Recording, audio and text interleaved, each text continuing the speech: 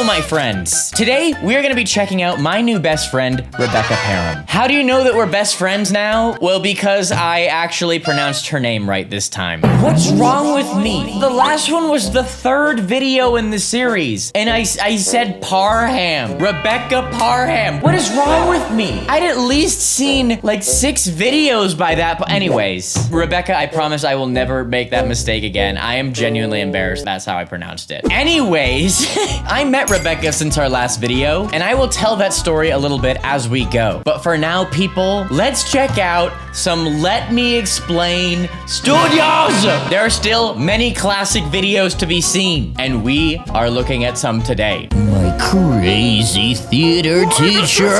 I don't know how this teacher could possibly be worse than the teacher that ended someone. But this one has more views, so apparently it's even crazier. Then I'm feeling almost run over by a car. Sounds good to me. And then if we have time, maybe a couple more quick ones. Before we get started, make sure you are subscribed to Let Me Explain Studios. These videos are awesome and take a lot of work, so make sure you are supporting the original creator. And now, my friends, let's get into it. My crazy theater teacher. 3, 2, 1. Go. Some of you understand what you're about to get into. In 3 of my videos, I have mentioned a certain teacher of mine, a certain mentally unstable, vindictive teacher. Given that one of those videos has over 7 million views at the moment, people are getting a little curious about this infamous educator from my past. Well, gird thy loins, explainers and entertainers, because we're finally talking about it. Here we go. This is the story of my emotionally abusive high school theater teacher. Now, because it is theater, I know I run the risk of sounding like a crybaby, whining over their teacher not giving them the lead part in the play, and trust me, I completely understand people like that exist. I've been in theater a long time. Oh, so that's not what happened. That was just a metaphor for an annoying student. Okay. Could you imagine them having a cast list and they actually put not Becca at the bottom? That would actually warrant rage. Like just pure, unbridled rage. But I'd like to think that this story has more to do with me being in an unhealthy authority figure relationship. I'm not a martyr here. I guarantee others have had it far worse, but this woman did her damage. We'll call her Medusa, and fun fact number 1, that was her actual nickname, and she wore it like a freaking badge of honor. No joke, she put up a sign on the backstage door that said, "Keep out, beware Medusa." Wow. Boy, that should have been a warning in more ways than one. As a teacher, could you imagine being a teacher or a professional that works with kids and you have to put "beware of me" on the sign? You know, you don't have to work there, you know, right? I can't imagine instilling fear into the one group of people you swore to protect. Okay, so I met Medusa my first year of high school. She was the only teacher running the entire theater department, so no matter what type of theater class you took, she would be teaching it. She also ran the theater club and directed all the after-school plays. All casting decisions were left up to her. You're catching my drift. She had a totalitarian grip on every aspect of this theater department. There was no other adult there to balance her out or, more importantly, witness her behavior. Now, for some context about who I was back then. In high school, I was remarkably shy, socially awkward, a goody two-shoes, a nervous wreck, and I didn't really have any friends, even in the theater club. I was a doormat, to put it bluntly. Aw. Theater's intimidating though, and it's so interesting how the arts are like the thing that the most creative people want to do, but also a lot of the time the most shy. I was the same way. I wasn't a theater kid. I kind of wish I was, looking back, just none of my friends did it. I really wish I took theater in school. I would literally be doing my job better now. Anyways, I was a music kid though, and I was in all the school bands, and I performed all that stuff. And then by grade 12, I was performing and singing on stage just by my own accord, just because I felt like it. And yeah, aside from those moments, I was insanely shy, but when I got on stage, gone. The point being though, it's so weird how it's the shy kids who want to literally put themselves in front of groups of people to silently stare at them. But when I stepped onto a stage, I was a completely different person. I could be strong and brave, like confident and clever. I could show the world what I was made of. Aww. Performing was my release, my therapy. I guess that's why I didn't immediately take a powder when I learned how crazy this theater teacher was. I was holding out for that one big part, that one chance to show everyone what I could do. And pleasing this woman was the key to what I wanted. Yeah, that won't lead to anything bad, I'm sure. No, So it's what made fine. Medusa so awful, I hear you asking? Well, for one, she was incredibly unpredictable. You never knew what kind of mood she was gonna be in or what was gonna set her off. A joke she laughed at yesterday would offend her the next day. One day she's kind and supportive, the next day she's catty and vindictive. Wow, sounds like this teacher's very dramatic. You can't say she's not doing her job. And because of her volatile nature, it was a gamble anytime you needed to ask her a question or ask for help. Sometimes she'd be decent enough, and then sometimes she'd blow up in your face for wasting her time with a dumb question. Ask someone else. It would take me a stupid amount of time just to work up the courage to ask her a question before chickening out and finding a different way around my problem. Though I think one of the most frustrating things about Medusa was her favoritism. Plain and simple, if you weren't one of her favorites, there was a very low chance of you getting a big part in a play. Or sometimes a part at all. I'm not saying she was shallow. No, that's exactly what I'm saying, because all of her favorites had two things in common. They were pretty, and they were popular. Two skills ya girl rolled a 0 on. Medusa also protected her favorites to an infuriating degree. One of them was a big bully of mine, and Medusa did absolutely nothing to stop it even after I begged her to step in. I was talking to my mom about this script, and she told me that she once confronted Medusa about this bully at an after-school play, and Medusa was more concerned about him getting in trouble than what he was doing to me. Wow. Hey, teacher, it's almost like you're in charge of these kids. What? It's almost like you are responsible for these kids treating each other okay in your class. I know this sounds like a crazy concept, teacher, but that is part of your responsibility. Ooh, that is a very brave thing to say to a protective mother. Correction, that is a very brave thing to say to my mother. So yeah, if you weren't one of her favorites, you were stuck in the chorus, as they say. Hey Becca, maybe you were just an awful actor. I mean, fair point. Maybe I just wasn't any good. Thing is, Medusa always gave me A's for my performances in the theater classes during the normal school days. Okay. Medusa even once rushed up to the stage after a dark, dramatic scene to give me a hug because she was so moved by my performance. Aww. So, you see, I got mixed signals from this woman all the time. Yeah, how can she have favorites and then do that? I understand mixed signals. I understand. If I were Rebecca, I would be developing some trust issues from this teacher, honestly. I didn't know what to think. Dang it, do you hate me or not? And this cat and mouse stringing me along emotional manipulation was what kept me hopeful. I'd think to myself, if I don't complain, if I do my best, if I do every little thing she asks of me, maybe one day she will throw me a bone. Maybe one day I will gain her favor and be given a good part in a play. Hey, you hear that? That's not good. That is not a healthy mindset to be in. That is an unhealthy relationship to have with anyone. Yeah. But that was the story for me for 3 years of high school. However, when senior year came, something happened. And let me just set this up for you. Once when I was a freshman, I asked Medusa why she didn't give me a part in the latest play, and she told me, "Seniors take precedence in casting because they're graduating." And I thought, okay, well, I guess that makes sense. When I'm a senior, I'll be a priority.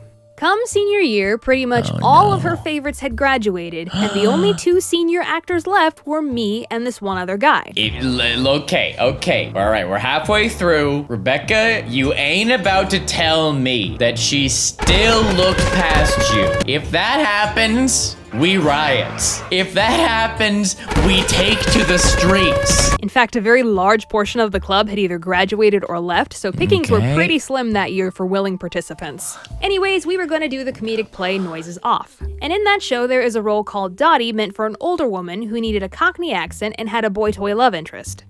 Hilarious. So naturally, being the oldest girl in the theater department, having a plump, middle-aged looking body, being able to do a pretty great Cockney accent, and being a senior meant that the stars were finally aligning in my favor. And the day before the audition, I was hanging out in the theater club room, and I told another student that I was hoping for the part of Dottie, and Medusa overheard. She looked right at me, smiled, nodded very obviously, and gave me a big thumbs up. Gee, Becca, it sounds like your chances of getting this part are pretty good. I know, right? Oh my gosh, you better get it. If she did that and you don't get it, we're taking to the streets. That's what I thought too. But gosh golly darn it, call me M. Night Shyamalan because this story has a twist. I went to the audition, gave it everything I had, knocked it out of the park, was the only girl who could do a Cockney accent. But the next morning, Medusa posted the cast on the bulletin board, And nothing. Nothing. She didn't even cast me. What? All right, this is it. Rebecca, I think it's time for a class reunion.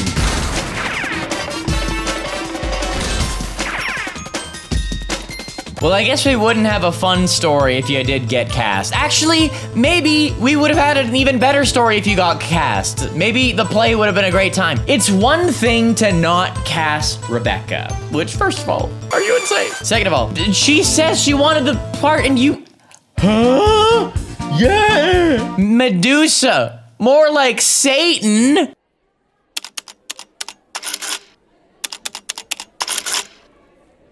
Unbelievable. Take to the streets. Excuse me, Medusa. I was wondering, why didn't you cast me? Oh, it's because you were too tall. Too tall? Yes, only short guys auditioned, and I needed your love interest to be taller than you. It's Funny high thing school! about that excuse, she had cast the only senior as my love interest, and he was, in fact, taller than me. So yeah, she flat out lied to my face. What a piece of garbage! Oh my gosh! So, not only... Okay, so it was cap. So that was a straight up lie. That was a straight up cap. Even if it was true, which it's not, that is wretched. It's high school. Medusa, who cares? What a... Just what a bad person. Bad person. That is so annoying. But because I think I was in shock, I didn't question it at that moment, and I just walked away. Turns out the truth eventually came out because a couple days later, some concerned tech theater girls told me they heard Medusa say something in passing conversation with the other students. No. The reason I didn't cast Becca is because she's not one of the group. She keeps to herself way too much and doesn't have any friends. What?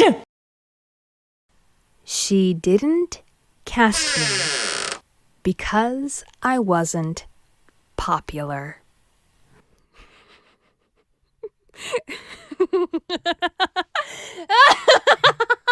Don't block the drink.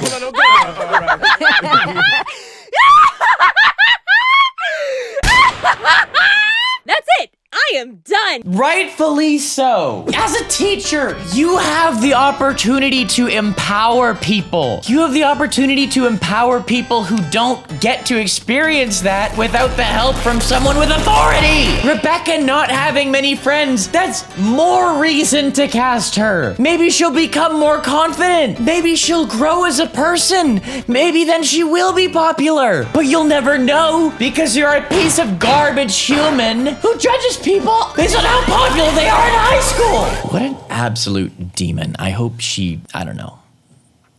I hope she's not teaching. That's it! I am done! I am out! Goodbye! I am over this insanity! You ain't dragging me down with you, sister! Peace, adios, sayonara, Peace. das vidanya, bonsoir, and all those other different languages. Johnny. Consider this my final bow because we are done here! Thanks for the memories. You'll make a great YouTube video someday. Get him. Is what I would have said.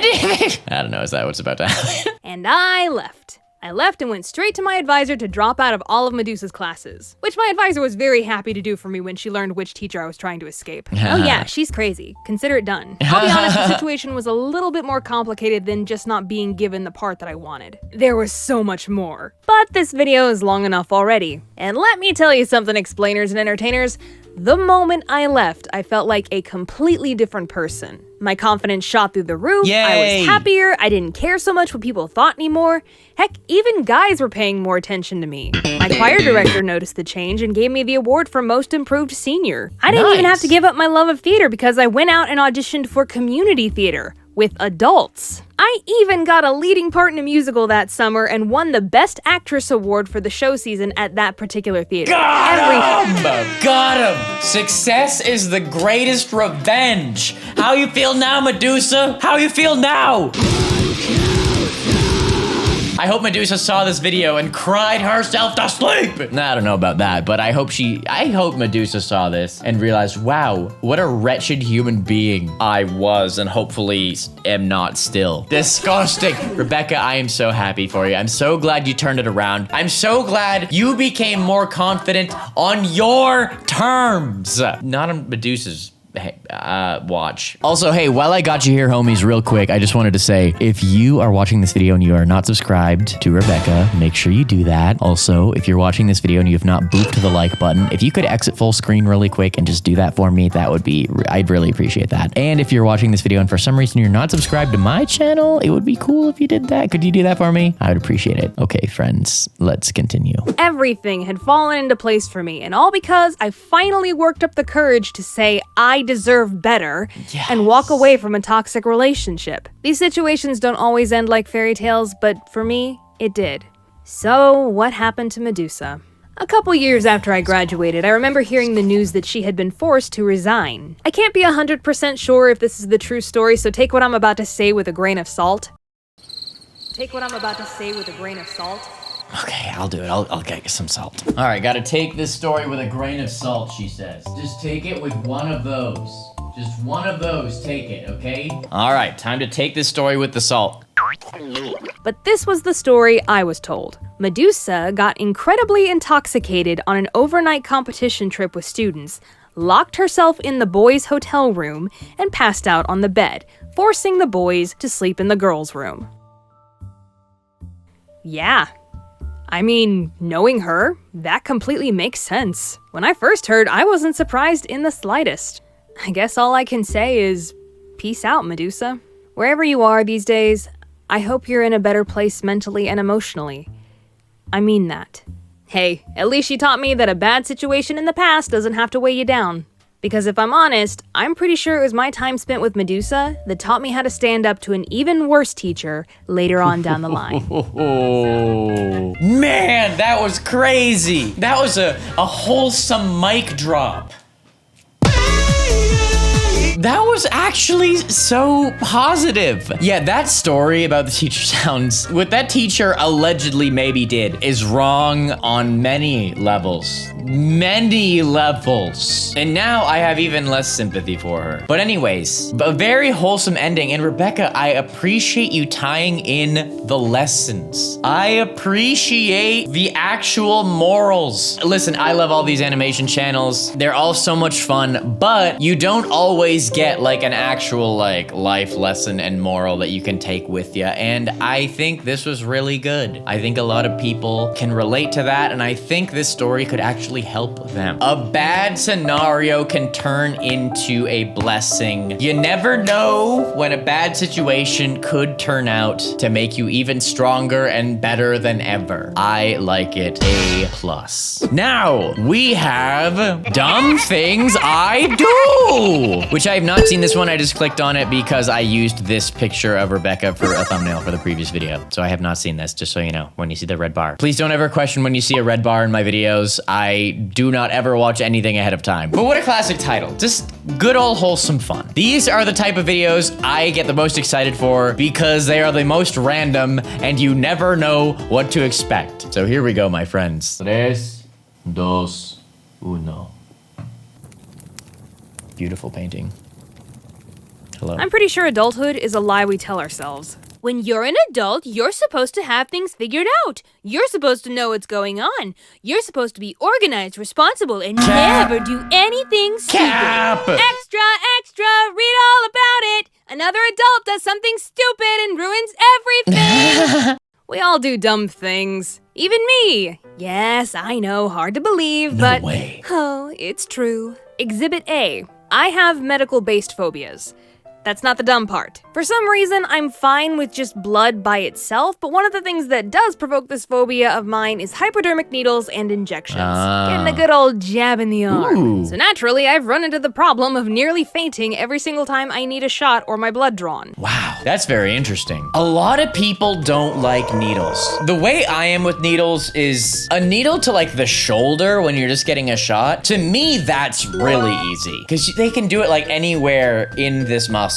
And you're just boop, into the muscle, okay. But when they have to go directly into a vein, I cannot look. Nope. Hey, you mind if I look away? I look away. A needle directly into the vein makes me cringe so bad. Into the muscle, so easy, no problem with that. Into the vein, oh my gosh, no. But I have found a solution, and here is the stupid part. Okay. In order to not faint while being stuck with a needle, I have to sing.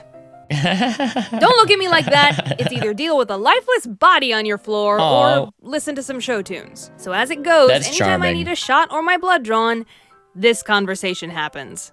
Hey, I know this is gonna sound weird, but in order to keep myself from fainting, I have to sing to We better distract hear myself. Oh, don't worry about it. Do what you have to. Thanks. The toxic gossip train. In dreams came, and speaks my name. The vibrato. You're a really great singer. Thank you, now please hurry up. I think the reason this works is because I feel like I'm performing for the person who's drawing my blood, and my need to give a good performance actually overpowers my deep-rooted crippling psychological phobia. That's hilarious. That's amazing. I love mental tricks like that. As a kid, it is so much easier to give yourself these mental tricks. I think as an adult, you become so cynical. I'm getting way ahead of myself with what I'm saying here. But as a kid, here's something. Like, imagine you don't want to get up and brush your teeth, right? You're like, oh, I don't want to get up and brush my teeth. Then you're like, oh no, I'm a video game character and I just unlocked level 17 of brushing my teeth. So I can brush my teeth really well. Let's see what that's like. Oh, I got to level 20 and now my brushing is even better and cool. This is exciting to me now. I'm sorry if that was a horrible example. Guys, I can only come up with so many brilliant analogies at one time. But Rebecca turns into a performer when she's got the needle in. And hey, I think I'm gonna try that too. When I can't focus on editing, I'm gonna pretend that a bunch of aliens are watching my life and they're getting bored and I better start to work. And my need to give a good performance actually overpowers my deep-rooted crippling psychological phobia. The show must go on, apparently. Speaking of performances, the other dumb thing I do is I can't watch performance-based reality TV shows like American Idol or The Voice or America's Got Talent. Every time a new contestant goes up to perform, I start stressing out so badly because I know what auditions feel like. Having your dream ride on giving the best performance of your life and the crushing disappointment and devastation when you blow it. I end up putting myself in every single contestant's shoes and I freak out for them, especially when they mess up. And at the end of a long day of work, I don't need that kind of stress in my life. I'm trying to relax. I want colorful cartoons and historical dramas, thank you very much. That's a lot like me. See, I do the exact same thing, Rebecca, but here's the thing. Getting stressed out and overreacting to things can be your greatest curse or your greatest asset. You know what I'm saying? I do that. I literally do that. I get so uncomfortable with like cringy videos, people embarrassing themselves. I hate it. I can't do it. Oh my word. But hey, that's like what I do now. That's like literally my job is to freak out. So it worked out in a backwards, weird way. I want colorful cartoons and historical dramas, thank you very much. Good lord, this video should be renamed Dumb Things That Stress Me Out. Let's just move on. Yet another dumb thing I do is, whenever I'm taking a flight, I have to touch the outside of the airplane before I get on. And I honestly don't know why. I hear this one is more common than you think, and a lot of people do it out of superstition or as a quick prayer for safety, but I don't know why I do it. Routine, maybe? Tradition? Because I am never going to be on a plane hitting rough turbulence thinking, well, we're dead. If I had just touched the outside of the plane, we'd be hunky-dory right now. No, I'm never gonna think that. Actually, come to think of it, I don't know what I would do if I ever forgot, because I've never forgotten. But I imagine it would go something like this. All right, everyone, we're about to close the cabin doors, so please be sure Wait a minute.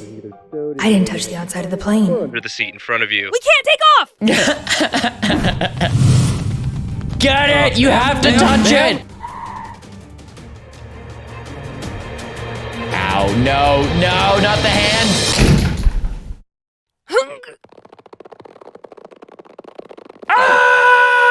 Okay, now we can take off. That was actually a lot of fun talking about the dumb things I do. I want to give a special thank you to Nathan from Drawfee, who voiced the nurse and the flight attendant. Thanks, Nathan. Man, the randomness did not disappoint. Another classic. That was, that's fun. That was fun. One of my favorites. I think that's one of my favorites. And now another one that seems equally goofy and quick and a good one to end it off on. Almost run over by a car. You will always remember this as the day that you almost got run over by a car. All right, let's close it off good, people. Let's do it. This happened about a year ago, and my longtime Twitter peeps may remember it because, of course, almost getting run over by a car is something you're obligated to live tweet. So one afternoon, after a long day of being a workaholic shut-in, I decided to stop off at my local grocery store. Now those that know me know that I'm very creepy. I'm very observant. I like to people watch sometimes, usually to get ideas for characters and stories. And this particular day, as I was walking in the grocery store, I came across a remarkable looking gentleman. This is important to the story, trust me. He was tall, round, wore rectangular glasses, was kind of thinning up top, and had a very distinct broom mustache. For the animation nerds out there, kind of like Eric Goldberg, only taller and less cuddly. I made a small mental note about him and carried on with my shopping. When I was done, I paid and walked my basket out the front doors. Okay. So this parking lot was set up like most grocery store parking lots, rows of spaces with handicap spaces in the front. I started walking down my row to get to my car when I noticed a very nice Mustang sitting in the first handicap spot. I'm not a car person, but this was one of those cars that anybody would stop and admire. It was black, it had red stripes going down the center. Very nice. Oh, yeah, I mean, that's pretty cool. I guess I don't really stop and look at cars. I don't think I stop and admire cars anymore as an adult. You know what? Maybe it's because I've gotten cynical. I think the reason I don't stop and admire cars is because I know the person who bought that car wants you to stop and admire it. They want you to be impressed. That's why they bought the car. So I don't want to give them the satisfaction. Because, hey, you know what, dude? If you're a car person and you love cars, that's cool. That's nice. But there are so many dope, sick cars that you can get that aren't like flashy cars. Like, forgive me if I'm not entirely correct about this, but I believe there's a car that's like, it's like the Audi R8. but a car made by the same people as Lamborghini that has a Lamborghini engine in it. And so it drives the exact same way, but it's like half the price because it doesn't look like a Lamborghini. It's like that car exists, so if you're buying a Lamborghini, it is only because you think it looks cool and you think other people are gonna think it looks cool. For me personally, I just don't think that's a logical use of money. Like, you can do so many better things for yourself and your family with that money. If you've got a crazy amount of money, I mean, do what you want with it on it. Like, do whatever you want. I don't care. But I'm not going to like, ooh, look at the cool race car. I'm not gonna go and give you that. You know what I mean? When I walk by. But a nice car does not make a nice person. I started walking by this Mustang, keeping my distance at about 8 feet. And there was no indication that anybody was in this car. The lights weren't on, the engine wasn't running, nothing. And I couldn't see in there because all the windows were blacked out. I was about 3/4 the way behind this car. Oh no. When I heard it. Oh no. And with reckless abandon, this car shot out of the parking spot heading right for me. I shoved my basket and dove out of the way. And I'm talking like an inch this guy missed me by. I felt the wind of it go by. Wow. I fell forward and caught myself hard on that basket. The force of the fall was enough to rip my lace leggings right at the knee. You don't believe me? Here's a picture. Those were mildly expensive. Oh, and the driver also could have killed me, or at least seriously maimed me. I realized I probably should have just ditched the basket and made a run for it, but it all happened so fast that my brain could only think, move perpendicular to this oncoming force. If the basket's in the way, take it with you. Just move! Ah! So I narrowly dodged the car and picked myself back up, but what was so funny was how scatterbrained confused I was. What do I do about this? Was it my fault? No. Definitely his fault. He should apologize. But do I just walk away? Let it go? Was it an accident? Did he do it on purpose? Is he an assassin? Your life just flashed before your eyes. These are rational questions, given the circumstance. Listen, I am very cautious about passing behind cars. I never like to walk too close behind cars. I like to, you gotta make sure you give yourself a good amount of space, because even if you're not a jerk like this dude, it's hard to see. It's hard to see people walking behind you until they're like directly behind you. So someone accidentally getting hit, it could be either person's fault realistically if the person walking is not being safe enough about it. Do I express my outrage with an appropriate lewd hand gesture? But I was in such a state of shock that I just kept walking. I made it to my car, still coming down from that adrenaline high, when suddenly the Mustang pulled up behind me and stopped. The window rolled down, and guess who it was? Broomstache Man! He said, "Hey, I didn't mean to scare you. I just didn't see you." Okay, first off, he said it in such a tone that it sounded like he was blaming me. And second, you didn't see me? Really? Listen, I know I'm not particularly tall, but I'm not an 8-year-old. Not particularly tall. Wait, how tall were you? Not particularly... You're not particularly short either. Actually, maybe she was wearing heels. I don't remember. Sorry, I was just making sure that Rebecca wasn't calling herself super short, because then if we were the same height, then I would be sad. I had to deal with enough surprises that day. Finding out Bryson is like 6'1" or something. Bryson was supposed to be my height. He was supposed to be 5'8", just like me, and we were gonna be 5'8" pals, but then I showed up and he was over 6 feet tall. Anyways, sorry, just repressed sadness. Yeah, I think the dude was just talking like that because he was also flustered and trying to keep his cool. I think that's why his tone was all weird. Well, mentally the jury's out on that one, but I am a cool 5'6", thank you very much. You can see me. Clearly proven by the fact that you saw that you almost hit me, otherwise you wouldn't have said anything. I was still so shaken and also a little bit angry by this point that all I could say was, okay. All right. Bye. And he raced off. Huh, cad. You just wait until I tweet about this. But oh, crap Jewish day, Kalu Kale, the story does not end there. No. It gets better. I was on my way home, still trying to process pulled all that over? had happened. Pulled over? And, oh, dear viewers, guess who I saw on the side of the road pulled over by the police? Called it! Broomstache! Oh! The Popo got your number, bro. Oh, Lord, I do believe I'm coming down with a case of justice. That is what you get. That Big is what Draco! you get. Oh, Big Draco! gosh. Wait a minute. Where are my groceries? No way, no way, no way.